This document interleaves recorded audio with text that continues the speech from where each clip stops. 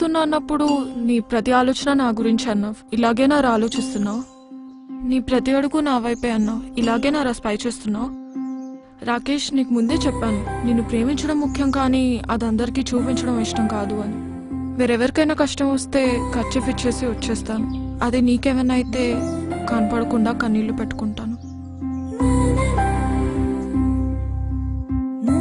వాడెవడో costly gifts ఇచ్చాడని నువ్వు అంతకంటే కాస్ట్లీ గిఫ్ట్స్ ఇవ్వాలని నేను అనుకోవట్లేదు.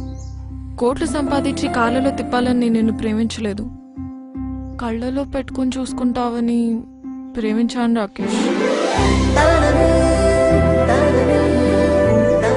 అయినా ఇద్దరు మనుషులు కలిసి ఉండాలంటే కావాల్సింది ఒకరి మీద ఒకరికి నమ్మకం రాకేష్.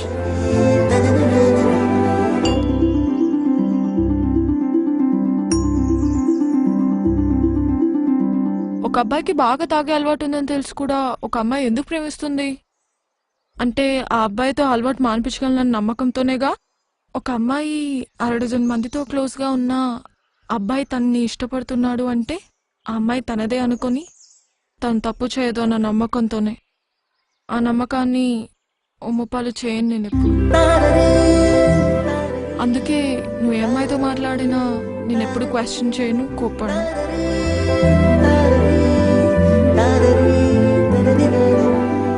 ఎందుకంటే ఒకరిని మనస్ఫూర్తిగా ఇష్టపడితే ఆ ఇష్టం జీవితాంతం ఉంటుంది.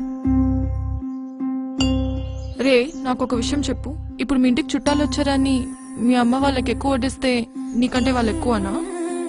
ఇక్కడ వీడు అంతే, వాడు నీకంటే ఎక్కువ ఎప్పటికీ కాలేడు. ఎక్కువ కాదు, అసలు వాడికి నీకు సంబంధమే లేదు.